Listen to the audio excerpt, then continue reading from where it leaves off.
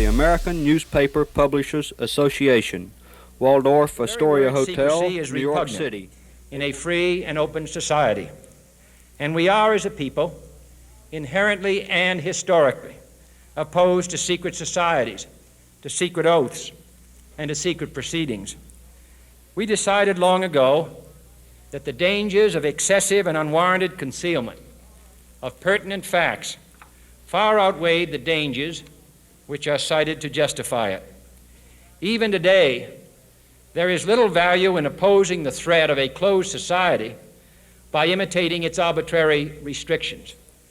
Even today, there is little value in ensuring the survival of our nation if our traditions do not survive with it. Welcome back, Deep Divers, to another deep dive here in The Abyss. You know, today we're looking into something that I think continues to fascinate and haunt a lot of us: the assassination of John F. Kennedy. It's a day that's kind of etched into American memory, right? November 22nd, 1963, a young president. Yeah. Full of hope and vigor, gone in an instant. And the fact that his funeral was held on his son, John Jr.'s third birthday, just adds another layer of sorrow to the entire tragedy. Yeah, you know, it's almost impossible to even fathom the weight of that day, even now, all these years later. And I think, you know, over the years, the questions surrounding the assassination have only intensified. Oh, absolutely. They've woven this complex tapestry of conspiracy theories. Yeah, and the rising groups like QAnon has kind of further complicated things, especially with how some view the Kennedys, particularly John Jr. Yeah, and, you know, it's a very popular idea in those circles that JFK Jr. might still be alive. Right. Perhaps even, you know, working to expose some kind of hidden truth.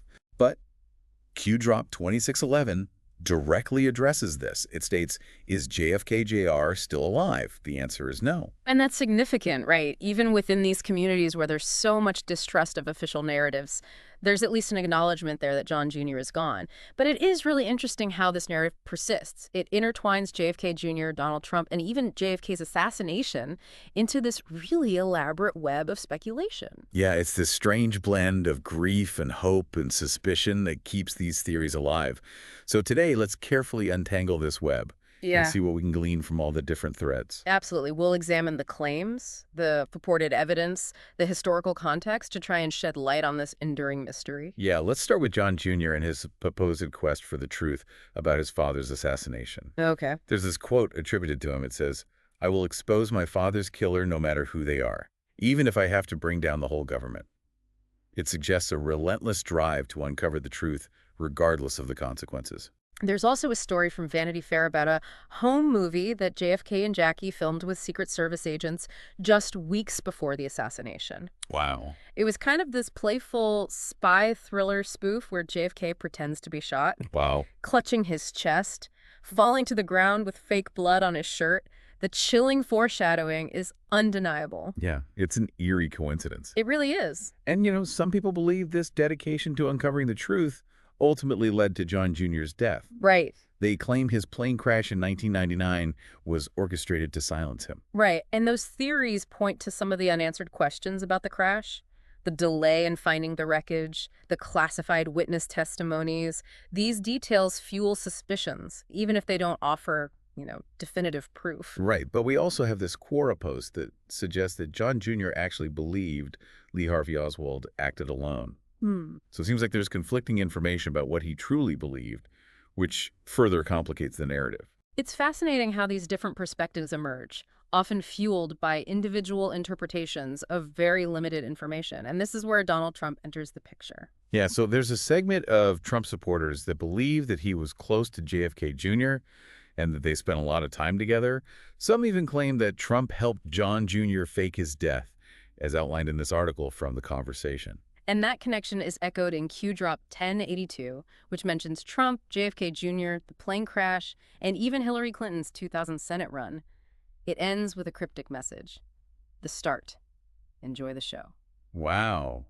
It certainly adds to the intrigue, right? Connecting these figures and events in a way that just fuels all kinds of speculation. Yeah. And we can't ignore the similarities that people perceive between Trump and JFK. Right. Both of them are seen as these outsiders disrupting the establishment, challenging the status quo. Yeah, and one article highlights how they utilized similar media strategies and even had comparable approaches to economic intervention. It's a really interesting parallel, whether it was intentional or not. Now, didn't Trump promise to release all the remaining classified JFK files? He did. And to establish a commission to investigate assassination attempts. Yes. Including the attempt on his own life. He made those pledges, but there have been significant delays and redactions.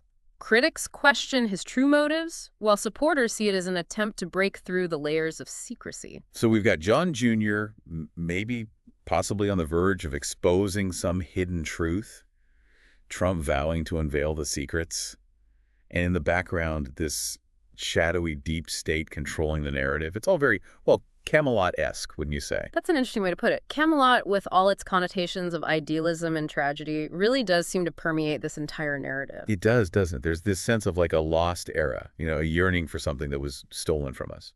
And that longing, maybe, is what contributes to the appeal of these conspiracy theories, right? Yeah. They offer a sense of hope, a possibility that the truth is still out there waiting to be revealed. But before we delve deeper into that, let's take a moment to examine the deep state itself. This concept seems central to many of the theories that we're discussing. Absolutely. It's a term that's gained a lot of traction in recent years. It represents this kind of nebulous, powerful entity that allegedly operates behind the scenes, manipulating events, controlling the flow of information. And QAnon in particular has woven this idea into its narrative, claiming that the deep state was responsible for JFK's assassination. Right. And continues to thwart Trump's efforts to expose the truth. Q-Drop 703 even claims that a prayer for JFK is said every day in the Oval Office, connecting it to the fight against secret societies. Wait, O stands for Oval Office? Yes. It's a common abbreviation in Q-Drops. Okay. And this particular drop connects JFK's legacy to this ongoing battle against these unseen forces. It suggests that his death was part of a larger, more sinister scheme. Wow. That's a lot to unpack. So the deep state, according to these theories, is not just a group of bureaucrats or shadowy figures, but a powerful network with deep historical roots and a sinister agenda. Exactly. And this ties back to JFK's famous quote about secrecy being repugnant in a free and open society. These theories, regardless of their validity, highlight the deep-seated anxieties we have surrounding transparency and accountability. The fear that powerful forces operate beyond the reach of public scrutiny. Yeah, it's a concern that resonates across different generations and political ideologies. Right. The desire for truth and accountability is a powerful motivator, especially when it comes to events as impactful as JFK's assassination. It's true, and that desire, coupled with the enduring mystery surrounding JFK's death, creates fertile ground for speculation and conspiracy theories to take root. Okay, so we talked about John Jr.'s pursuit of the truth, Trump's promises of transparency, the looming presence of the deep state. But there's another intriguing element to consider. Melania Trump and her connection to Jackie Kennedy. Yes, the fashion connection. Specifically, Melania's choice to wear an outfit reminiscent of Jackie Kennedy's inaugural attire. Right, people were drawing comparisons to Jackie's style. Was that intentional, do you think? Articles from the time certainly noticed the resemblance. Some saw it as a genuine tribute, while others viewed it as a calculated move to evoke the imagery and mystique of Camelot. Camelot, there it is again. It seems to be this inescapable theme in this whole JFK Trump narrative. But we'll delve further into that later. For now, let's turn our attention back to John Jr. and his alleged search for answers. What more can you tell us about the theories surrounding his plane crash? The theories surrounding JFK Jr.'s plane crash are particularly captivating, because they tap into this deep-seated fear that the truth is being suppressed, that powerful forces are working to silence those who get too close to it. Yeah, it's like a real-life thriller, with whispers of cover-ups and clandestine operations. But it's crucial to remember that these are just theories. Right. And, we need to be cautious about accepting them as fact without concrete evidence. Absolutely. We need to approach these claims with a healthy dose of skepticism and critical thinking. However, that doesn't mean we should dismiss them outright. Exploring these theories can reveal these deeper cultural anxieties, societal distrust that fuels their persistence. So even if the theories themselves might not hold up under scrutiny, they can still serve as a window into the collective psyche. reflecting our fears and uncertainties about the world. Precisely. And that brings us back to QAnon and their interpretation of these events. Yeah. Even though Q Drop 2611 explicitly states that JFK Jr. is not alive, Right. some adherents continue to believe he faked his death and is working in secrecy. It's fascinating how these beliefs can persist even when contradicted by the very source they claim to follow. What do you think drives this unwavering conviction? I think it speaks to a profound distrust of official narratives, a yearning for more simplistic, maybe even heroic explanation for complex events. The idea that JFK Jr. might still be out there fighting against a corrupt system, it offers a sense of hope and agency in a world that can often feel chaotic and unpredictable. Right. It's like this modern-day myth where this fallen hero returns to vanquish the forces of darkness. Right. It taps into that very deeply human desire for justice, a restoration of order. And it's important to note that QAnon's interpretation isn't limited to just JFK Jr.'s supposed survival.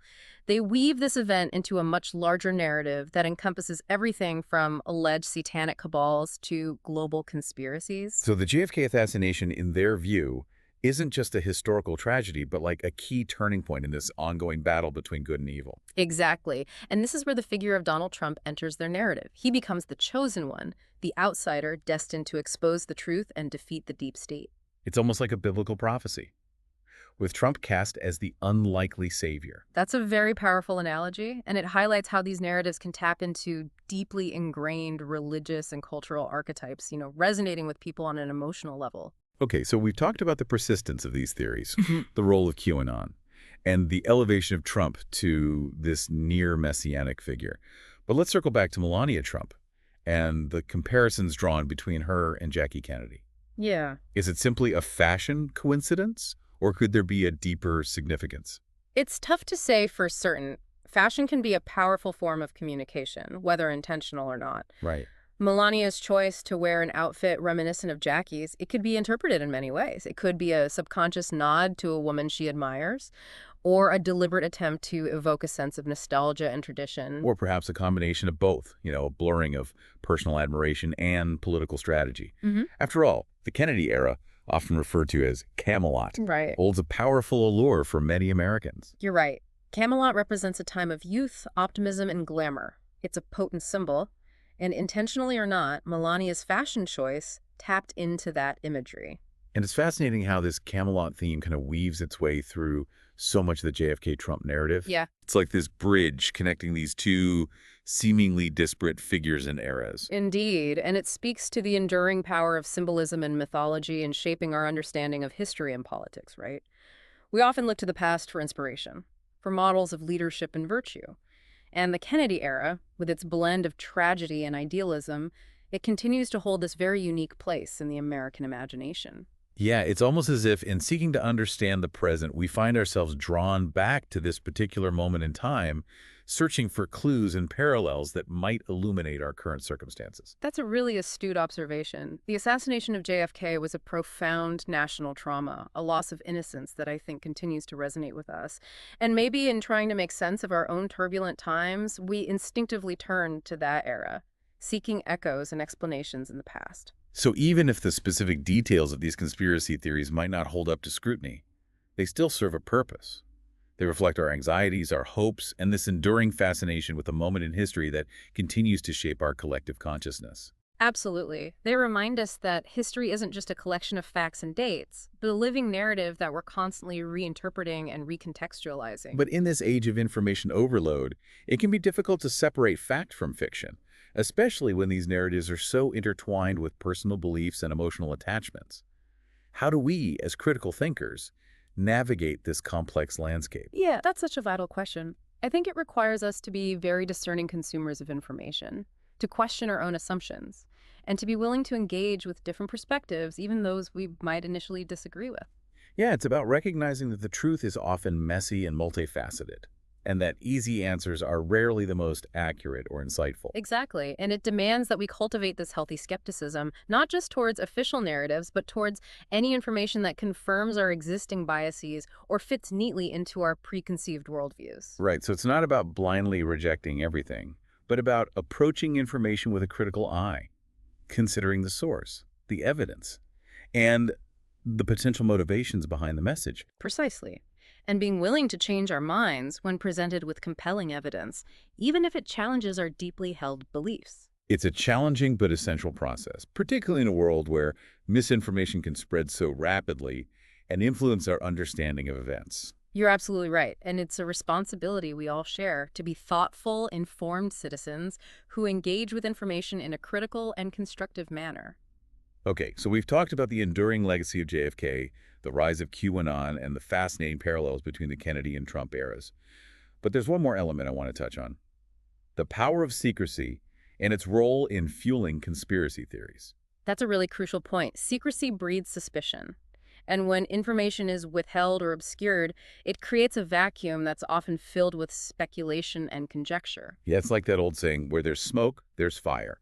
Even if there's no actual fire, the mere presence of smoke can be enough to ignite our imaginations and lead us down this path of suspicion. And in the case of JFK's assassination, the fact that certain documents remain classified even after all these years only adds to the intrigue and feeds the belief that something is being hidden from us. It's almost as if the government's reluctance to release all the information inadvertently fuels the very conspiracy theories they're trying to debunk. It's a paradoxical situation, but it speaks to the importance of transparency, especially when it comes to events of such national significance. Yeah. When information is freely available, it becomes much more difficult for conspiracy theories to take root and spread. So the key takeaway here is that secrecy, even when intended to protect national security or maintain order, can have the unintended consequence of undermining trust and fostering an environment where conspiracy theories thrive. Exactly.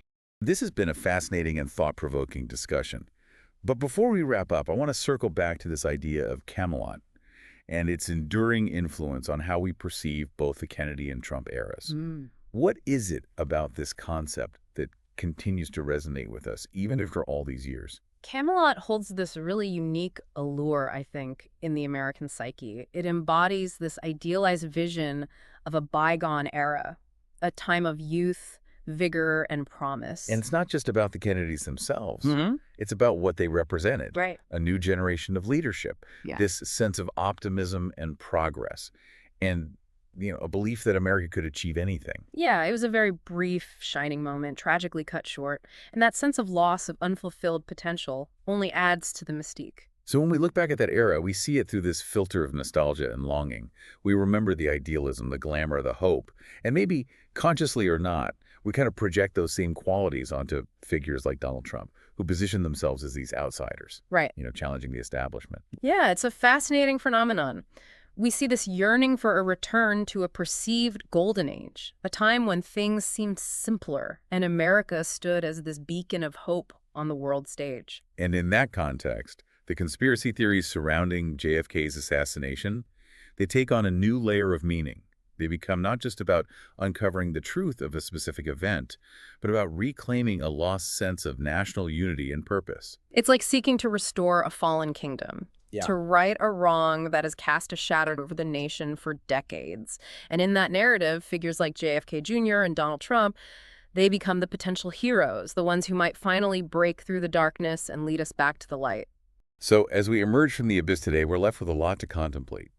The assassination of JFK, the enduring allure of Camelot, the rise of QAnon, and this persistent belief in conspiracy theories all point to this much deeper struggle within the American psyche, I think. Yeah, it's a struggle to reconcile our idealized vision of the past with the complexities of the present, right? To find meaning and order in a world that can often feel chaotic and unpredictable.